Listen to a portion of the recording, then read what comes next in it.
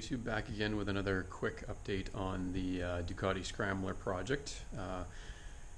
It is May, but it's May long weekend, and what that means in Manitoba is that about a week and a half ago, less than that, 5 or 6 days ago, it was 30 degrees and windy and felt like August, and there was thunderstorms, and which was helpful because we had some grass fires already because it was so hot and dry so early in the season.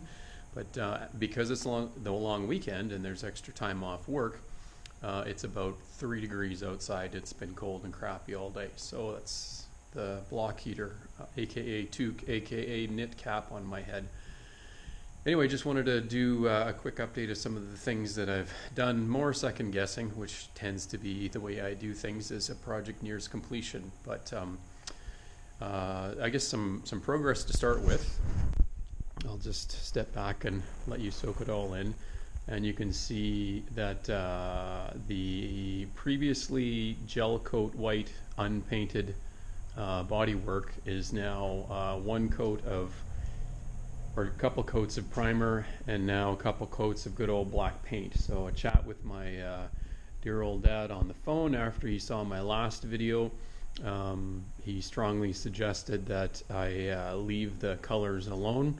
So I decided to just go with good old black. Nothing's been clear coated yet, and you can see there's a bit of texture to this paint here. So do a couple coats of clear. Certainly the first one I'll get on shortly, then wet sand it to knock down some of that texture, and then put some decals on, and then a top coat of clear, maybe one or two, to make it get nice and glossy. So hopefully when the time comes where Brent at Ironcraft needs to modify the underside of this tank, I don't know if I've actually ever posted a video of what the underside of that tank looks like yet. You know, I'll make sure that it doesn't get damaged or whatever, and who knows, maybe some you know, 2000 grit or 1000 grit wet sand, and then another coat of clear will help shine that up. So anyway, actually I'll start at the front as well too. I think the last video I had a single front caliper and that 17 millimeter front master cylinder, and I thought, this is ridiculous. I'm not going to have rain tires. Why would I forfeit the benefit of twin front calipers for the sake of finding the proper size master cylinder? So in my tradition of trying to involve as many different manufacturers as possible, the caliper itself is a Nissan caliper, but it's actually off a BMW S1000 RR because it's the right master cylinder size. So that's on its way in. So I'll go back to running 2 calipers on the new EBC rotors, as I should, because when you've got 2 front calipers and 2 front rotors, you might as well use them. I also rebuilt the forks yesterday. Went to the local bike shop. Used to be Trans-Canada Motorsport, now it's Borderland Motorsport here in Brennan. And the parts guy suggested I get some SKF oil seals. And I needed to do both this and the TT project, which is underneath the tarp there, because the TT project just had a constant, I wouldn't say constant, but I already did the fork oil seals once, and they started to weep again. So I think by spending a bit more money, as in $35 on one oil seal, hopefully that'll have the TT solved and take care of the ZX6R as well. A bit tricky to take apart. We'll talk about that shortly. With the Triumph forks, if you used a impact gun, or even, you know, were able to loosen up the pinch bolt here, banjo bolt on the underside of the forks, you'd be able to separate the cartridge. But these ones, it wouldn't work. It would spin. So I had to make myself an awesome, as you can see, fork tool. Just a bent piece of tubing that I had from an old project, and had to cut some notches in there But taking off the fork cap, sliding this down the cartridge assembly, locking it in place, it came off super easy. So that allowed me to clean up the bottom of that banjo bolt, use a new crush washer, that sort of thing. Totally went extra hard in terms of scouring the inside of those fork tubes, making sure that they were nice and clean. Some new 5-weight fork oil, and we're back in business. So that's just one less step to have to worry about in the future. So I'll put my awesome fork tool up where my awesome fork tools are in that little Rubbermaid.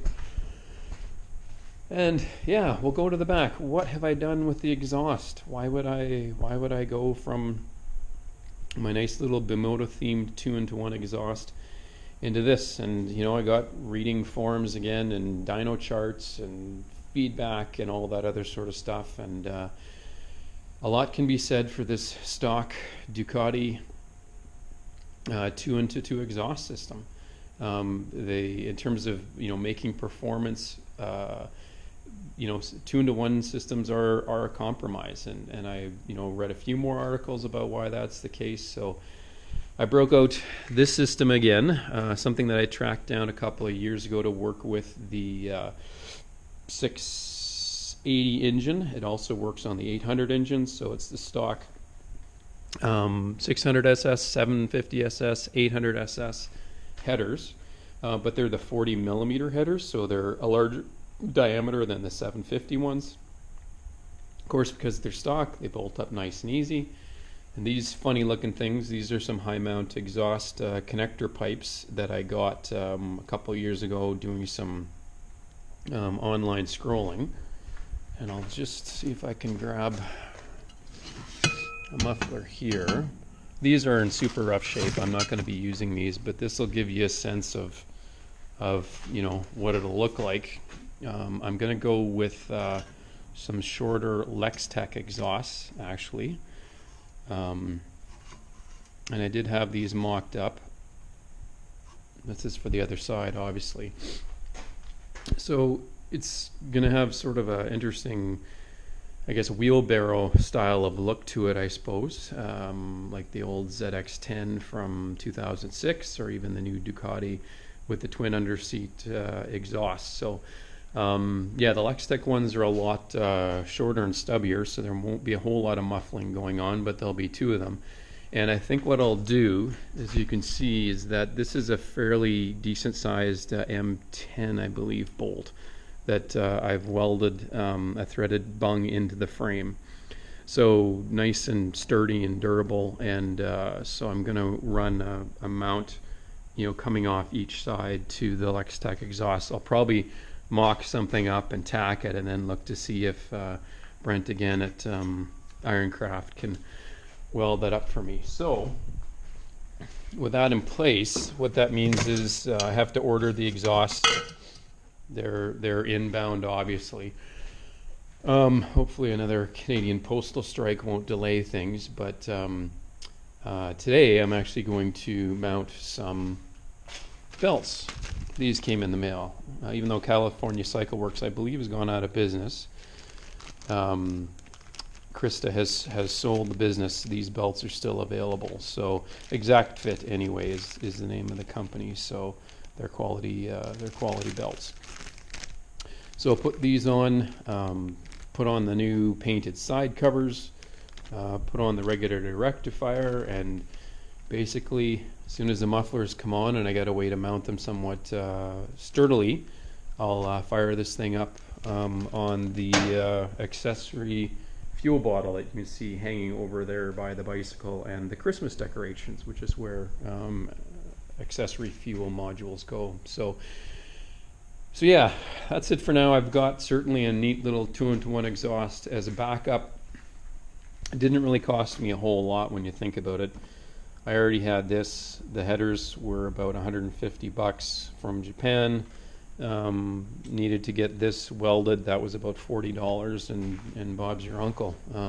Some muffler flaring from my friends using box of donuts as legal tender. So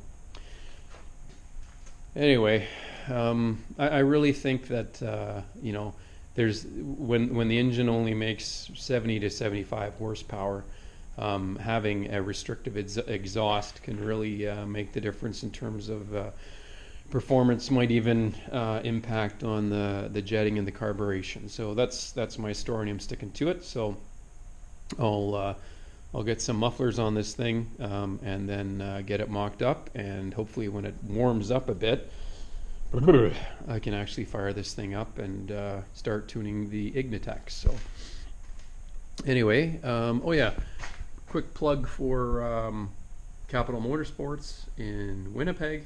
They rebuilt my steering damper for the grand sum of $25. So good deal, nice smooth operation, that sort of thing. So it's a Sprint steering damper I got used. It should work good. So hopefully the master cylinder comes in soon. I can get those brakes on and bled up, and get this thing fired up soon. So again, half the time I usually take on making these things. So check back soon when I've got more updates. Like and subscribe.